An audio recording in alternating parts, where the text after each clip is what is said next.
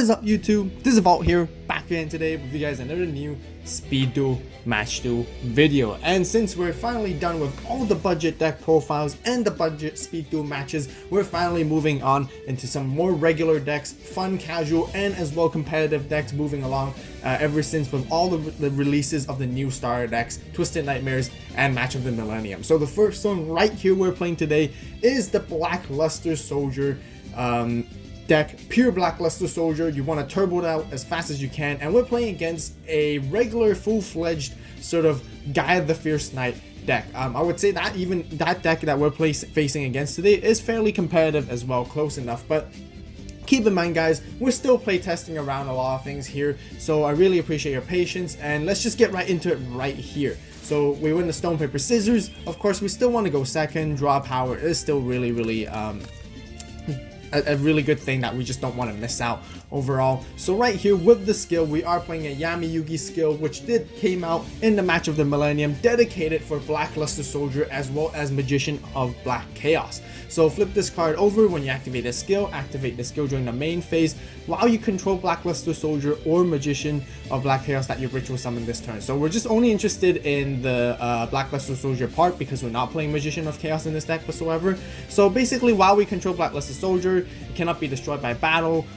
No, sorry, not by battle, by opponent's skill. Also, once per turn, if the opponent activates a trap card, draw one card immediately after it resolves. So the skill is actually itself is pretty decent, reading it, but the one really underwhelming thing is that you have to have Blackluster Soldier on the field before activating the skill. I much personally prefer that you can activate the skill before having Blackluster Soldier on the field, and the main reason is why, because that Floodgate Trap Hole can still just render this skill really useless. But nonetheless, I'm happy that there's a skill for Blackluster Soldier, so let's just go right through it and see what we have right here. So the opponent does play Heat Wave right here with Summoner's Art. Once again, we all know Gaia the Fierce Knight deck. It's just a very powerful and consistent early game deck right off the bat, and of course they are playing Knight of Legends, so which allows them to bring out the Gaia the Fierce Knight immediately right here.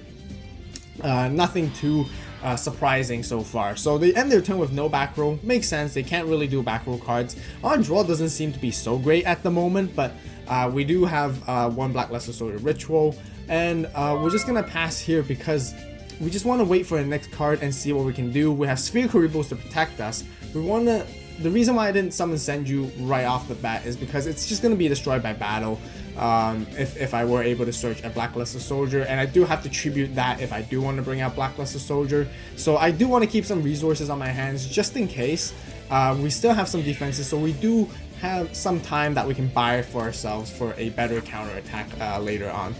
They do summon the Charging Gaia the Fierce Knight, which only becomes a 1900 attack, but still it's 1900 attack, and we do take that, and it's a lot of damage, honestly. For a level, just for like, it's not a level 4, but it's a, it's a normal summonable monster without any tribute, by decreasing its attack down by 400, which is really good. We do play one of those as well. It definitely makes sense because it allows us to search back Blackluster Soldier. This was the card that we actually were waiting for and we needed. We can go full-fledged, we're confident, and we're comfortable because they have no back row cards. That's one of the good things of playing the Blackluster Soldier deck against this deck. There's nothing really stopping you. We're going to pitch off our Gaia the Fierce Knight and as well a Senju. We want to keep Sphere Kuribo in our hand just for defensive purposes, and we immediately just bring out Blackluster Soldier right here. So you guys can actually see what I'm trying to say, where the skill is a little bit not as good as it can be. Simply because if they do have a Floodgate Trap Hole by any chance, regardless of whatever deck they're playing, they can just easily floodgate this, and then our skill will have never been useful to begin with, and it just really sucks because I would much prefer that the skill was allowed to be activated prior, so then we can still utilize a little bit, we can still draw a card at least, to make it worth it, because we spent all the resources just to bring out Blackluster Soldier, and losing it just really sucks. But first of all, because of Charging Gaia the Fierce Knight, we're allowed to search a Blackluster Soldier from our deck and add it to our hand first, and then we flip up our skill, so that's the correct procedure. We're going to swing in with Blackluster Soldier, deal as much damage as we can right here. took the charging Gaia Fierce Knight. The one really powerful thing with Blackluster Soldier is, like I mentioned before, it is the most powerful normal summonable, not normal summonable, but a ritual monster currently in the game, which really gives it a very the huge powerhouse, especially against God the Fierce Knight. But once again, all that resources we spent simply got rid of by playing Tribute to the Doom. The opponent could have played Offerings to the Doom as well, but you know, it's all that effort is gone sometimes. But that's one key thing that really is strong against the Gaia the Fierce Knight, because they simply have no outage. The only way for them to out a Blackluster Soldier is usually using a spell or trap to destroy it, since their attack is actually nowhere near it as well. So they easily swing in, we'll take that damage already, and we're already in a bad position. Now at this point I was thinking maybe we should have just brought out Blackluster Soldier earlier in the game, but now rethinking, you know, sooner or later they're gonna Tribute to the Doom it anyways. We got Sonic Bird, we can search up the ritual spell and add it to our hand. But we can't ritual summon, because now, because all our resources are used, we have to regather resources, and this deck is really slow at regathering resources when it goes to the mid game / late game, which is its downside as well. And its early game is not fascinating either. That's the problem. Once again, they're gonna go Tribute to the Doom, and they just want to end us completely right here and swing in for a direct attack, and we're gonna stop them with Sphere Karibo. We don't want them, of course we're gonna lose. And now at this point, you know, we draw into our Offerings to the Doom. So you know, we talked about this card a few times. This is really powerful, you know, destroying any monster, but just skipping the draw phase. This is an example how it can really turn games around. It's better than Tribute to the Doom in a way, because it's a quick play spell, but also because you don't really have to have a card in your hand. But you guys can see both cards are really good candidates, one or the other. So I think I just played Offerings because you know, for the reason that we don't have to discard a card, and we do need to keep cards in our hand for the most part. So they're gonna go swing into us, and we're gonna Offerings right here. But then as again, you guys can see why the backside is. Now it goes back to our turn. Our opponent knows what we have in our hand at this point. They know we searched for a Blackluster Ritual. They know we added a Blackluster Soldier to our hand that we can't even summon, and we can't even draw a card because of that. So we're just forced to end the turn right here. Hopefully they don't bring out another Gaia, but it's very easily for them. They still have 2 more to play through, and not to mention they might have Dark Factory of Mass Production. But interestingly, they summon Sphere Karibo right here into our back row. But they do once again know what it is. They know it's a bluff for sure, and there's nothing else to hide. And they play Bashing Shield. And wow, swing in for 1300. Now that's a very odd and funny way to end the game. We were just having a huge laugh. It was so funny how our opponent was able to take the first game just like this, simply in a very aboriginal way overall. Now, moving into our side deck, as usual, if you guys want to see the side deck, don't worry, the deck profile will be posted in a few days shortly after this video, so be sure to stay tuned. If you guys are interested in this deck profile, again, don't worry. As usual, we're going back to showing the Speed Duel matches first, and then we'll be posting the deck profiles a few days shortly after, so you know, not too far away, so you guys can see it really soon. So be sure to click that subscribe button, click that notification bell so you guys don't miss out. So for side deck, a lot of new side deck cards because of the starter deck. Once again, we didn't side in something really special against the Gaia the Fierce Knight. We just went straight through it anyways. If I do remember siding in any special card, I will let you know which card that we actually sided in. But for the main part, I think from what I remember, we kept it the same for now. Anyways, we do make our opponent go first since we lost. But once again, Heat Wave, really good counter card against us, which prevents us to summon Blackluster Soldier right off the bat. And we only have Offerings, and we can probably once again summon the Sonic Bird, but we can't because of Heat Wave, which means we're forced to set the Sonic Bird. We don't want to set that Sonic Bird because it can easily get destroyed by battle, and we want the search effect no matter what. We want to search into our ritual spells as much as we can anyways. Oh, and another Heat Wave. Okay, sure. Another Offerings, which is a good draw for us on our side, just in case we need to do deflect their Gaia the Fierce Knight that they do bring in. But they have no monsters so far, which really gives us the advantage. I guess we got a little bit lucky here, since our opponent seems to be bricking a little bit. Because now at this point, we can go full-fledged into them and not worry about anything, because it's a wide open field.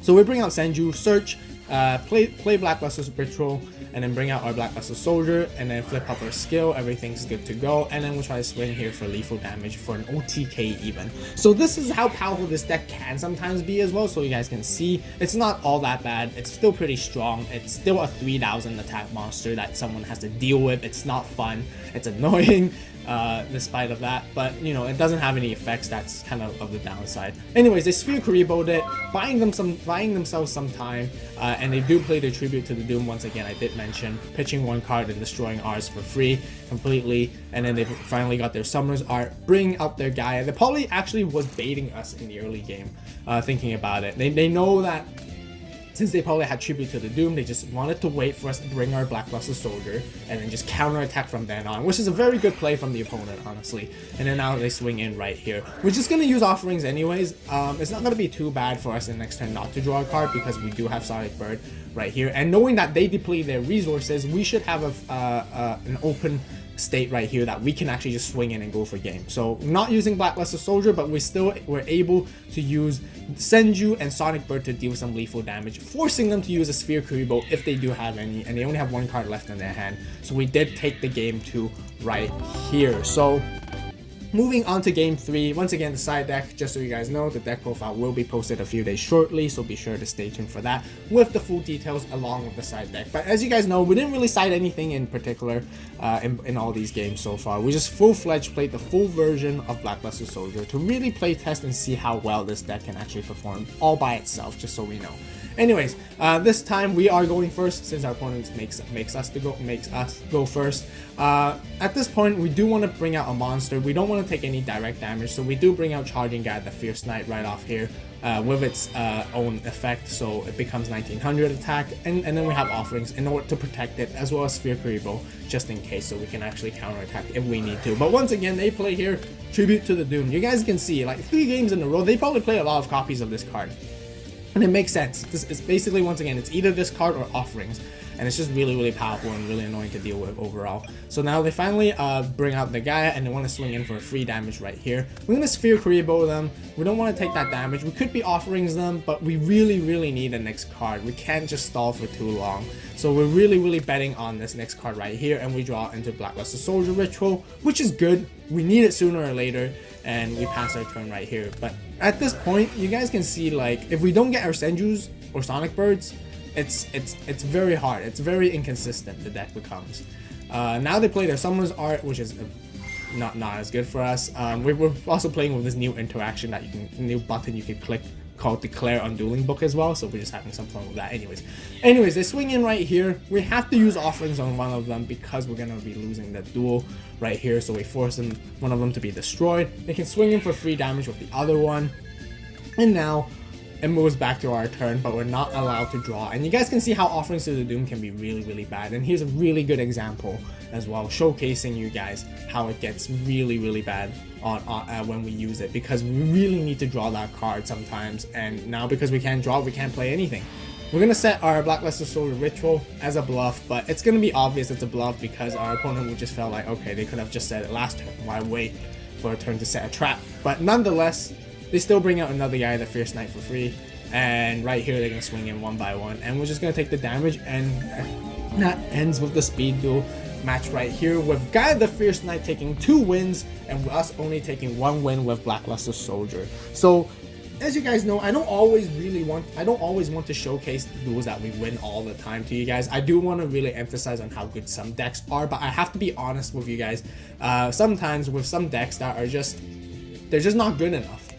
You know, they're missing a lot of key cards, missing a lot of other things. So just so you guys know, the Blackluster Soldier deck, in my opinion, like I mentioned, with the skill and everything, it's great. We got all these new support. It's just really cool, and it feels really good and nostalgic and like fan favorite when you bring out such a powerful monster relating back to the anime series. But you know, it's easily destroyable. That's the main problem. Tribute to the Doom, Offerings to the Doomed, and it's just got high attack, but you know, like there's a lot of destroying effects nowadays. You know, think about Man-Eater Bug, New Doria, and as well as Old Vindictive Magician. All these cards can easily just get rid of your Blacklisted Soldier, and once you put all the effort and resources, it's gone in your graveyard. There's no way to recursion. There's no recursion in the deck. You can't recur these resources and bring yourself back stronger if you were to miss out, because you're basically pulling 3 cards into the grave, 1 spell, 2 monsters almost in most cases, in order to bring him out, and you're basically left with no cards in your hand. And you guys can really see this is an example why Gaia the Fierce Knight is a much more promising deck compared to Blackluster Soldier. But you know, sometimes Blackluster Soldiers can go really well against some other certain matchups, just so you guys know. But I really hope there'll be more support cards for Blackluster Soldier, as there's many in the regular TCG that can come into Speed Duels to really help this out and bring this deck a little bit better. But I do hope you guys enjoyed this fan favorite casual deck right here of the Blackluster Soldier match duel. We will be showcasing the deck profile anyways to you guys, and I try to make it as competitive as possible, just so you guys know. So if you guys have any comments or suggestions, be sure to feel free and leave them down below. Let me know how we can improve this deck together and optimize it to the next point overall. But many speculations with any other tournaments that I have seen so far, this deck is just not very present at the moment. So yeah, just so you guys know. Well, anyways, but I do hope you guys enjoyed the video. As always, thank you guys so much for watching. You guys have a great day, great night, wherever you are. And this is AVAULT signing out.